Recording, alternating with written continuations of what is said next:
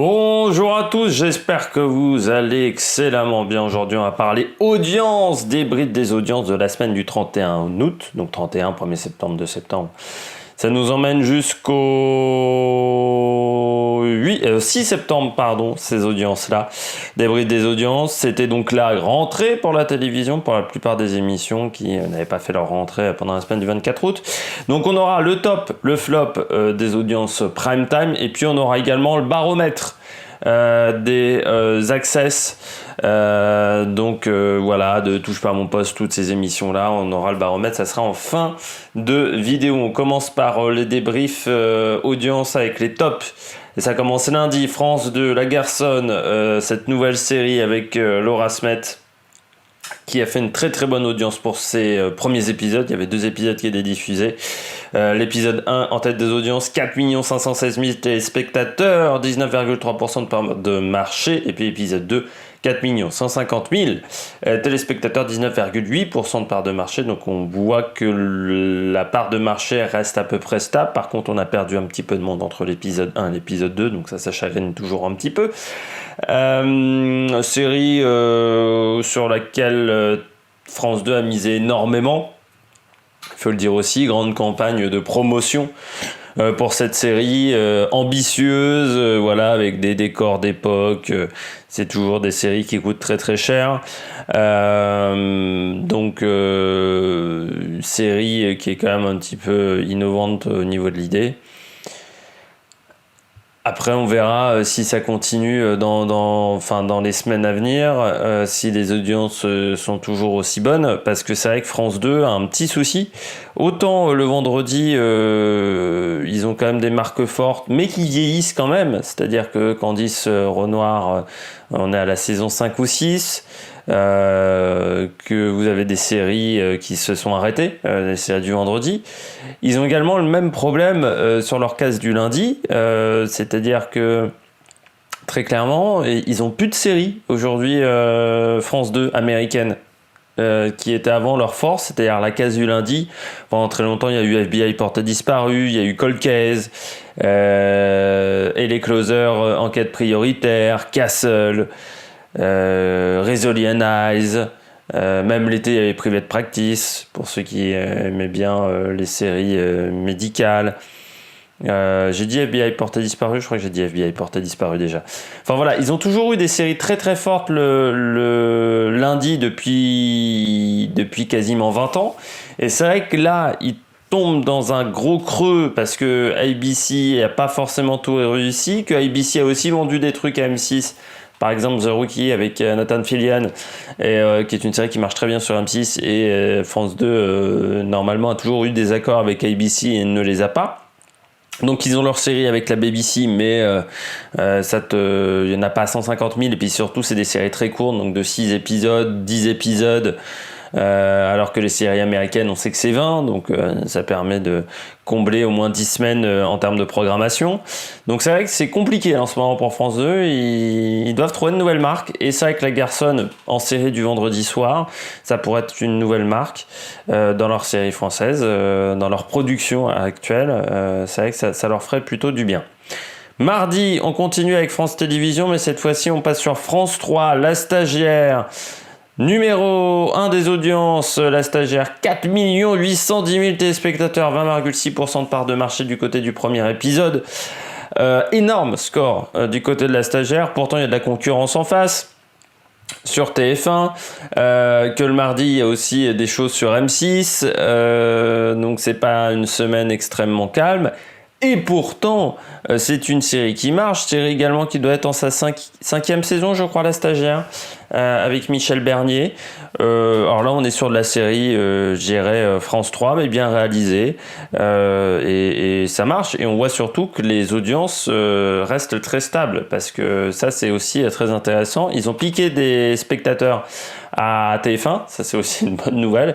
Et puis de toute manière, France 3 qui fait plus de 4,5 millions de téléspectateurs, ça arrive quand même pas tous les 36 du mois. Enfin si, ça arrive plutôt tous les 36 du mois, c'est assez rare que France 3 ait ses scores d'audience, donc c'est plutôt très satisfaisant pour France 3, avec une production qui correspond à leur image de marque également. Ils n'ont pas décidé de faire quelque chose qui avait une autre tête. Je regardais si ma petite lumière derrière est allumée. Mais La Stagiaire, voilà, c'est un programme qui fonctionne. Donc la saison 6, je pense, est déjà signée quand on voit ces audiences-là. Mercredi, on continue encore avec France Télévisions. Grosse semaine de France Télévisions. Et cette fois-ci, c'est Alex Hugo.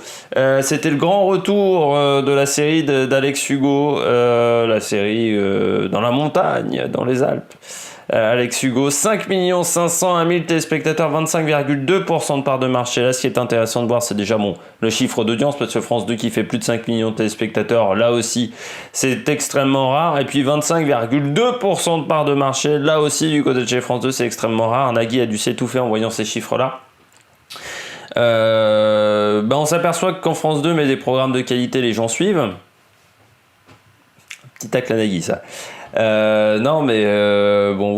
C'est tout con, mais c'est des programmes qui sont intéressants, qui ne ressemblent pas à ce que fait la concurrence, d'un côté comme de l'autre. La Garçonne ou Alex Hugo, La Stagiaire, TF1 ne produit pas ce type de programme-là. Les séries de TF1 sont très différentes des séries de France 2, enfin de ces séries-là de France 2. Donc c'est sûr que quand ils proposent des trucs innovants, foncièrement, ça marche. Quand ils proposent la même chose que TF1, ça a plus de mal à fonctionner parce qu'on les attend pas dans ce genre de domaine. Donc il faut qu'ils continuent, mais on s'aperçoit que quand ils font des programmes de qualité, ça marche. Comme quoi, Nagui, s'il faisait des programmes de qualité, ça marcherait. Il n'y a pas une haine envers France 2 ou France 3. Il faut bien avoir ça en tête. Ce qui est intéressant du côté d'Alex Hugo, c'est aussi de voir que le format 90 minutes marche encore.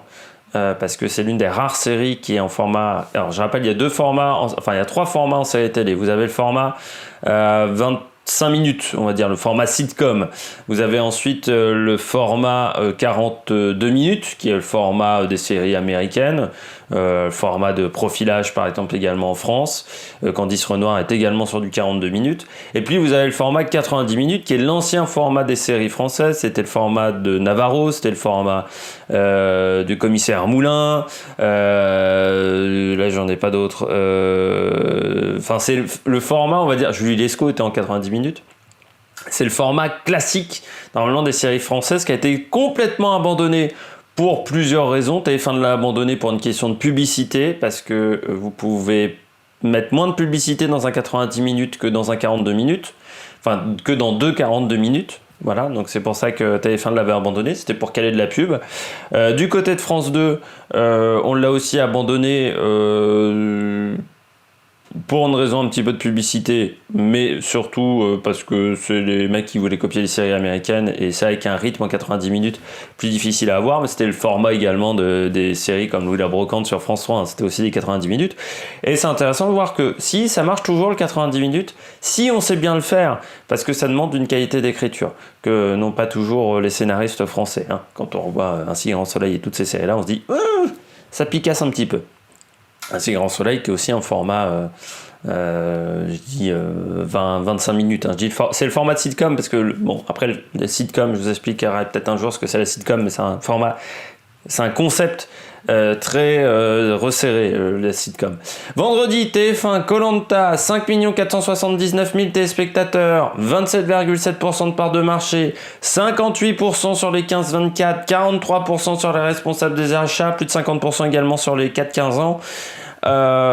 Des scores qui sont de qualité. Alors Koh-Lanta, ça fait partie des classiques de TF1, mais on aurait pu s'attendre à une érosion des audiences, et Koh-Lanta a réussi à se renouveler, ce que n'a pas réussi à faire peut-être The Voice, Danse avec les stars, on verra cette année, mais l'année dernière avait pas fait une grande saison. Koh-Lanta, c'est là une des rares émissions jeux télé-réalité, on va le mettre dans cette case-là, qui a réussi à se renouveler et a réussi à être toujours là 20 ans plus tard, parce que ça fait quasiment 20 ans que ça a démarré Koh-Lanta, donc c'est un gros score. Je sais pas si la saison est exceptionnelle, de toute façon c'est le type d'émission que je regarde pas, Koh-Lanta, c'est pas forcément mon kiff. Je peux juste vous dire que sur Twitter ça fait toujours autant de messages, ça c'est aussi important pour les chaînes de télévision, que les gens parlent de leur programme sur Twitter. Tout le monde dit que Twitter est mort, mais c'est quand même important. Donc ça a beaucoup communiqué, beaucoup de messages bien entendu. Et puis c'est aussi important pour Koh Lanta, c'est que c'est repris par d'un côté quotidien sur TMC, bon c'est le même groupe, le lundi, dans la rubrique de Étienne Carbonnier, mais c'est également repris sur Europe 1 avec notre ami Bertrand Chameroy également, qui était avant d'En touche pas à mon poste, qui a la... Alors je sais pas si quelle chronique avait été fait l'une avant l'autre, mais les deux chroniques, celle d'Étienne Carbonnier et celle de Bertrand Chameroy, se ressemblaient, mais alors comme deux gouttes d'eau. Alors je sais bien qu'elle parlait du même programme, mais c'était vraiment quasiment les mêmes blagues dans les deux chroniques, donc je ne sais pas qui a copié l'autre, je ne sais pas s'il y a eu copie... si un ou l'autre ont copié, mais je trouve ça quand même... Soit les grands esprits se rencontrent, mais je trouve ça quand même étonnant que les deux chroniques étaient autant ressemblantes. Après, c'est peut-être tout simplement... c'est peut-être juste une coïncidence, mais c'est quand même surprenant, je trouve. Et puis samedi, N6, Suède-France, 4 298 000 téléspectateurs, 23,8% de part de marché. Bon score quand même pour un match de l'équipe de France, mais score un petit peu en retrait, c'est pas les scores que fait TF1 avec les matchs de l'équipe de France. M6 aussi a déjà fait mieux avec des matchs de l'équipe de France.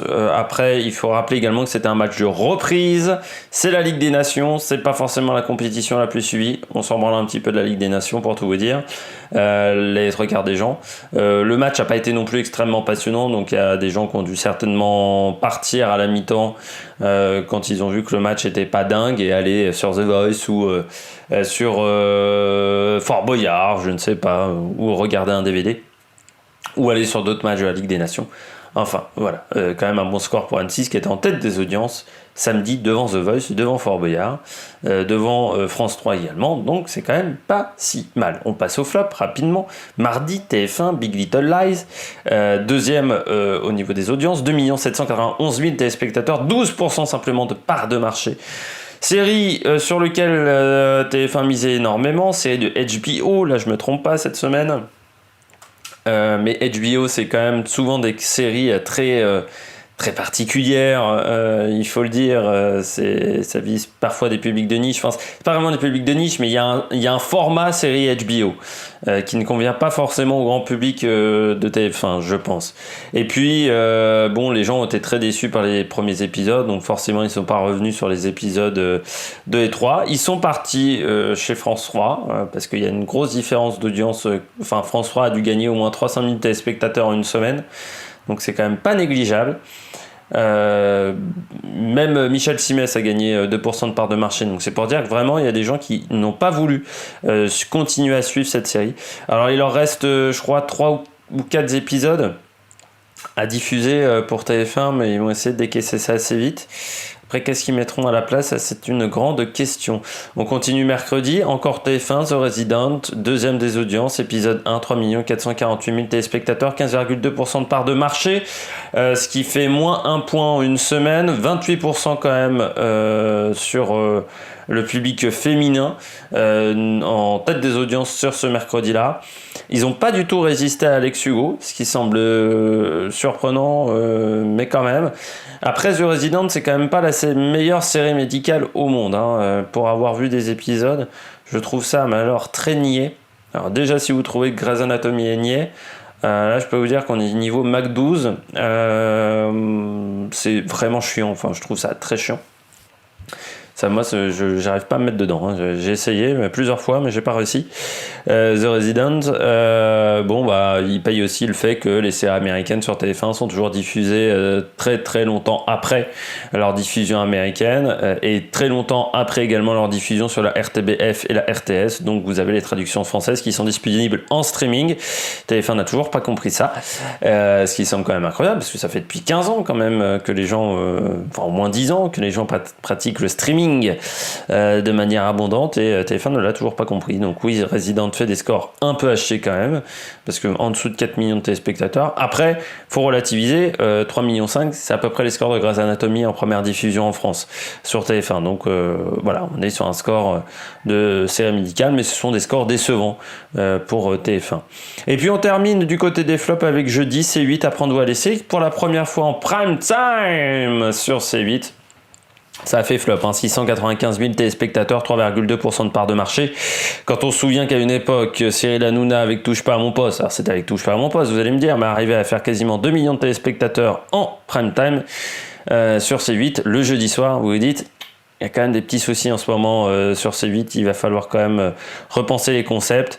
Est-ce qu'un contrat mirobolant comme celui de Cyril Hanouna vaut toujours le coup avec les audiences qu'il fait actuellement? Je ne suis pas sûr. Mais là, c'est un score qui est très mauvais. Faut savoir que la veille, donc là, c'était jeudi, mercredi, il y a eu enquête, je sais plus comment ça s'appelle chez eux, c'est pas enquête d'action, mais vous voyez enquête sous haute tension, je crois, a fait le même score. À 20 000 téléspectateurs près, c'est le même score. Donc c'est là où c'est très très inquiétant. Du côté de C8, mais oui, Cyril Hanouna ne fait plus recette. Et le problème, c'est qu'il n'y a que C8 qui croit que Cyril Hanouna fait encore recette. Surtout, fait plus recette avec les émissions qu'il présente actuellement. Bon, on va passer au baromètre Access, parce que là, on a déjà défoncé Hanouna, donc j'ai déjà tous les fans d'Hanouna qui sont contre moi. On va continuer donc à se mettre Hanouna à dos dans la suite, parce qu'on va passer au baromètre Access, donc les Access Prime Time. Qu'est-ce qui a marché de top cette semaine? C'est Quotidien qui revenait. Quotidien a fait 7% de part de marché. Tout le monde va dire que je suis pro TF1, pro Quotidien. Enfin, pro groupe TF1, non. C'est juste que je parle de chiffres. Vous allez voir la différence. Alors, ces 7%, c'est la moyenne des deux parties, je précise, parce que c'est toujours très compliqué à calculer les audiences des Access, vu que personne n'est à la même heure et que personne coupe son émission de la même manière. Donc, c'est toujours un bordel monstre. Quotidien, meilleur démarrage de son histoire sur TMC, et 7% de part de marché, ce qui est quand même vraiment pas mal du côté, parce que je suis même pas sûr qu'Hanouna arrivait à faire ça à son époque. Donc c'est dire que faudrait regarder ce que faisait Hanouna en part de marché. J'ai pas à souvenir de ce que faisait Hanouna en part de marché à une époque, mais là, très bon score de la part de Quotidien. C'est à vous également. On va me dire que je suis pro France Télévisions aussi au million, quasiment pendant toute la semaine, ou aux alentours du million, environ 6% de part de marché sur toute la semaine. C'est très intéressant du côté de C'est à vous. J'ai l'impression, ce qui est assez surprenant, parce que je me disais ça, c'est que TPMP a perdu de l'audience face à Quotidien, mais Quotidien était déjà des scores élevés quand TPMP était aussi à un niveau élevé. Au départ, je pense que Quotidien a pris des téléspectateurs de C8 qui étaient déçus de ce qui était devenu Touche pas à mon poste. Mais j'ai l'impression que maintenant, que TPMP a perdu également de l'audience, qu'il y a des gens qui sont partis de TPMP pour aller sur C'est à vous. Ce qui semble très surprenant, parce que c'est pas du tout la même émission, hein. Mais j'ai l'impression de ça, parce que quand on voit les scores de TPMP, les scores aujourd'hui de C'est à vous, alors C'est à vous, à une époque, était déjà au million, à la fin d'Anne-Sophie Lapix, ils arrivaient à faire le million. Ils étaient redescendus un petit peu avec Anne-Elisabeth Lemoine, pas énormément non plus, hein, c'était pas une catastrophe. Peut-être que cette année, ils dépasseront le million, c'est tout ce qu'on leur souhaite, mais C'est à vous a fait un bon score. Et puis on finit avec les flops, c'est donc TPMP qui, alors c'est très compliqué TPMP, parce qu'entre TPMP, Balance ton poste, Apprends d'où à laisser, en plus ils ils vont intervertir l'ordre des émissions, donc c'est un bordel monstre.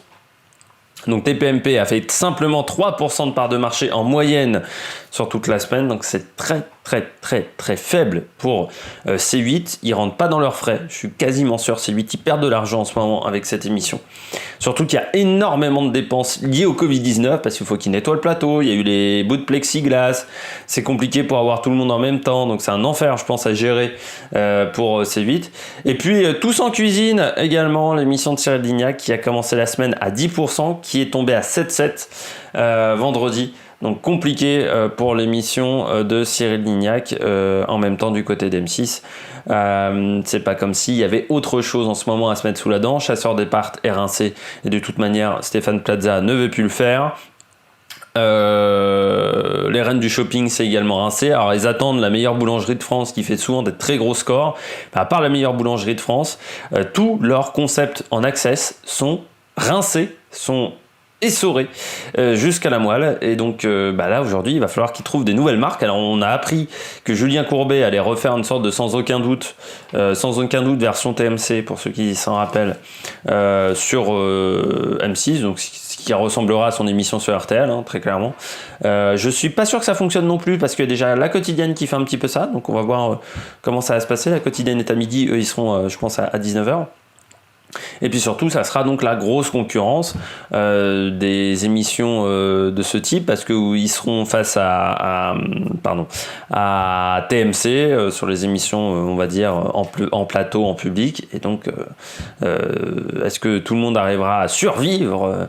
Est-ce que certains ne passeront pas le conseil du mois de février? Enfin, on verra tout ça pendant l'année.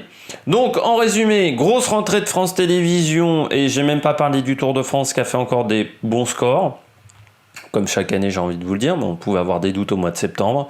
TF1 irrégulier, il y a eu des très bonnes choses comme des choses bien plus mauvaises. Et puis C8 à la traîne pendant toute la semaine entre Hanouna, même l'émission du midi de William Lémergie n'a pas fait des très très grands scores. Balance ton poste s'en sort un peu mieux que ce que faisait l'année dernière Benaïm, mais c'est pas non plus exceptionnel. Je me mets un petit rototo, je m'en excuse. Et puis, même les soirées n'ont pas été exceptionnelles, à part, il y a eu la diffusion d'un film Avengers, je crois, de Captain America, qui a fait 1 million de téléspectateurs, mais sinon, c'était pas dingue non plus du côté de chez C8. J'espère que vous avez aimé cette vidéo. Si vous avez aimé cette vidéo, n'hésitez pas à réagir dans les commentaires. Surtout, n'hésitez pas à vous abonner à la chaîne. N'hésitez pas à mettre un pouce bleu. Et puis puis surtout dans les commentaires, n'hésitez pas à mettre ce que vous avez regardé à la télé. Ça m'intéresse toujours. La semaine dernière. Et puis nous, on se retrouve pour de nouvelles aventures sur Amérique Production. Ciao, ciao!